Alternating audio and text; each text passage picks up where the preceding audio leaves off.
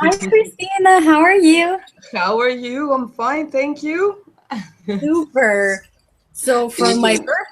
for my birthday month, Yay. if I'm allowed to say, I have someone very special who is in Athens right now, and her name is Christina Chorianopoulou.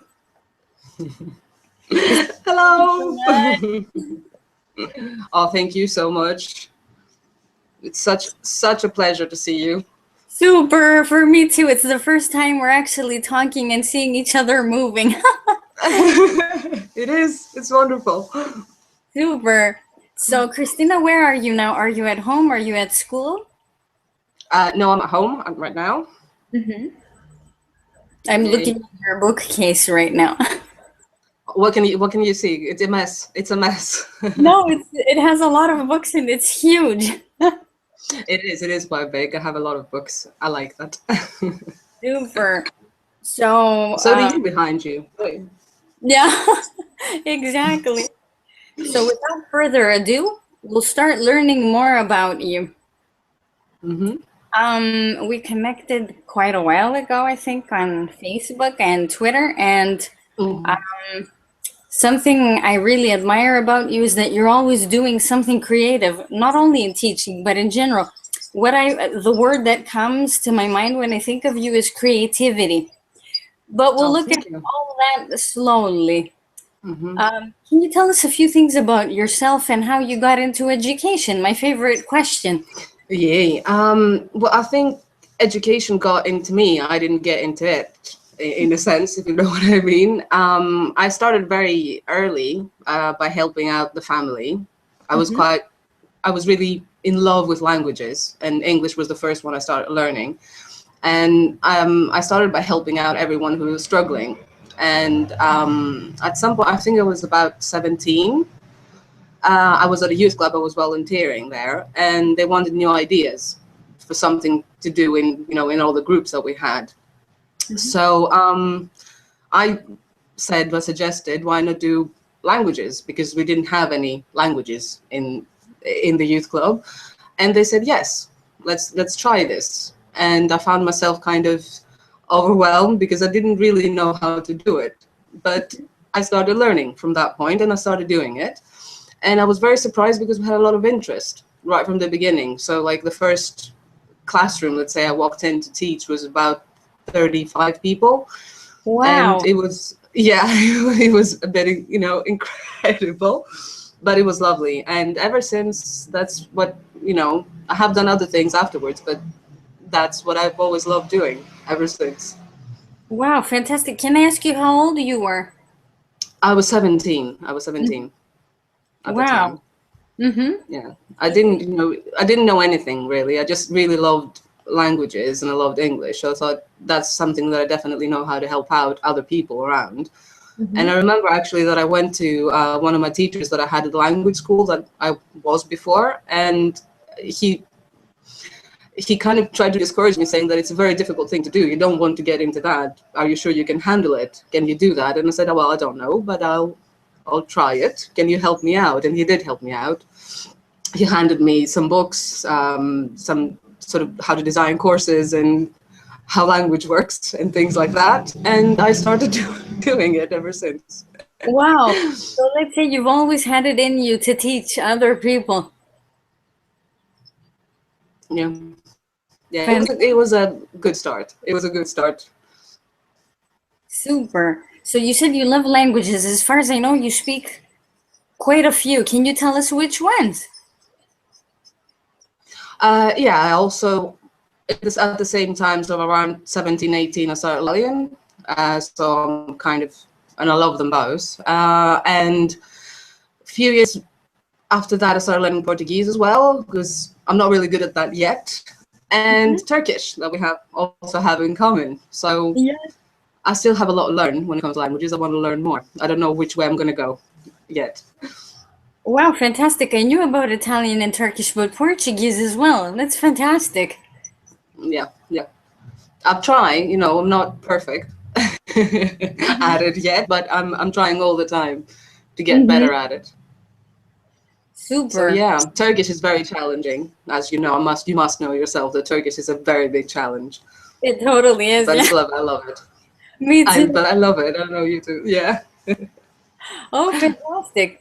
Okay, let's move on to your Hmm. blog then, which is when I first Hmm. read your blog really impressed me. Not only the name of it impressed me, and also then you were writing some posts. It was summertime. I think it was 2 years ago, and you were Yeah, mentioning yeah, yeah. You're right. you were going to stay in Athens. You weren't going on holidays then. And what impressed me was that instead of moping and saying, "Oh, what am I going to do? I have nothing to do," you were listing things of doing Hmm. in order to be more creative in that time that you would be on your staycation, let's say, which is Yeah. fantastic. I thought it was absolutely amazing. So, can you tell us a few things about your blog? Tell us about the name, which I love very much. And also, how do you come up with what to do with creative ideas about what to do when you're, let's say, when you have a lot of time? Yeah. Well, to start with, I'd like to thank you very much for saying all those nice words. You know, it's really nice to hear nice things about the blog, because the blog started um, from nothing really. I just thought, you know, I don't really know much, but I loved writing. So I thought I'd share a couple of things and see what other people had to say about the things that I was saying. And that's kind of how it's worked out so far with the blog. I get comments all the time, messages asking me things, why you do this, how you do that. Hmm. And it's one of my loves. I love blogging. I don't do it very often. I only do it when I have something I feel that I want to share, or Yeah. you know, or if it's taking part in a challenge, because you know I have taken part in a few challenges, and I love that too. Hmm. When it comes to doing things when you have supposed free time, because the summer in Athens is one of my favorite things. I love being in Athens in the summer because it's most of the time it's quite empty and it's quiet. It's not like, you know, the normal every day.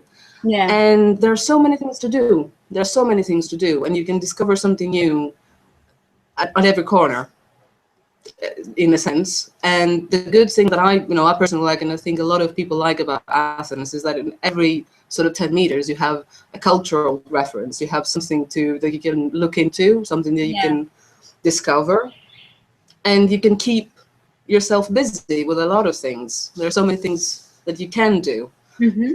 even when you don't think so. And about the creative stuff, I've always been a bit, you know, crazy about crafts. I love that side of things. And I always try to incorporate that in everything I do. And, you know, I do it. I do it as much as possible. I don't have a lot of time for it, but when I do, it's a great thing. And it's normally the summer that I do that kind of stuff.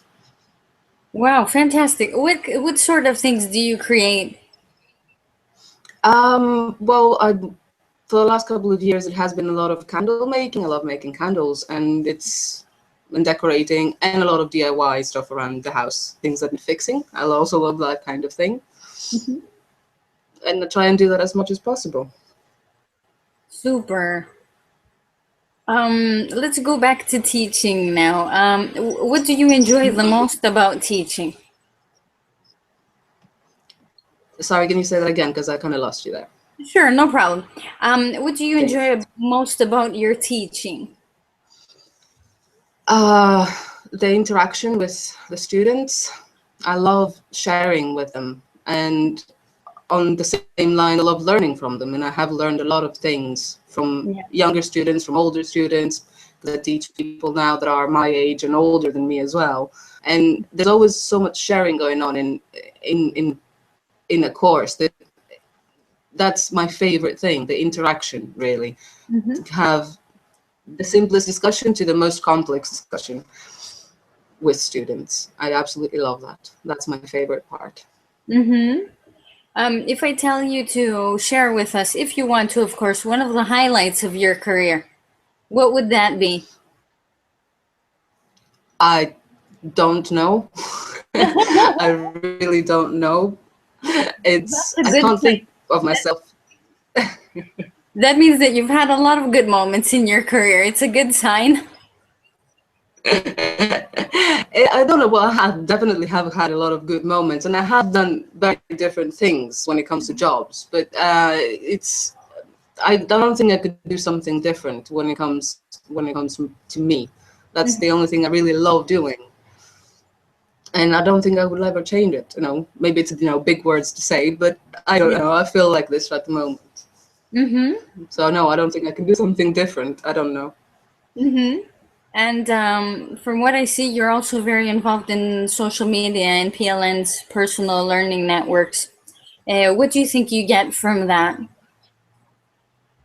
Well, first of all, connecting with people around the world is an incredible thing, because you can get, apart from a really good friendships, even really good people that you can connect to that you wouldn't be able to otherwise, and the online world helps us with that.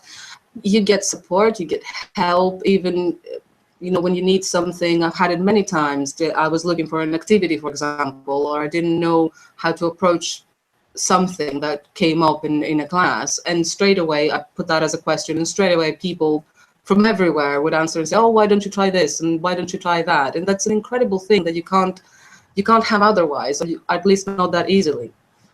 Yeah. And so it's great. It's absolutely great, and we wouldn't have met otherwise, I think. Well, maybe at a conference, but yeah, exactly, like in you. Exactly. Yeah. And to close the interview, if I asked you to share a piece of advice for all the teachers who are listening to you right now, or to wish them something, anything you would like to close the interview with, what would you say? I'd say something that I remind myself of every day, which is to always keep going, to never stop. You have to keep moving and keep optimistic, because the world that we live in is not the best world. There are lots of struggles, a lot of issues, but we have to keep moving, and we have to keep learning as much as possible. There's learning at every opportunity, and we can do it. We just have to keep focused going forward. And that's what I would say to everyone. Try and go forward as much as possible in any way they can. Fantastic. Beautiful piece of advice. Beautiful. Absolutely beautiful. And very motivating. I hope it motivates everyone. It motivates me every day, because I do think of that every day, that I have to keep going. Even, even when things are good, you still have to remind yourself that, yes, we're going forward. This is good. We're doing something good. Beautiful. Thank you so much, Christina. Ευχαριστώ πάρα πολύ. Thank you so much, εγώ ευχαριστώ. It was absolutely lovely to see you finally. We have, like we said, and we have a good meeting to arrange. We have a hug fest going on at some point. Absolutely, absolutely. And thank you so much for your time and for sharing all your thoughts and your optimism. You're a beam of light. You're very optimistic, and I love that. Thank you so much, Vicky. It's wonderful, wonderful, very, very great to see you, and a great honor for me. Thank you so much. For me as well. Thank you, Christina. Okay. Bye-bye. Bye.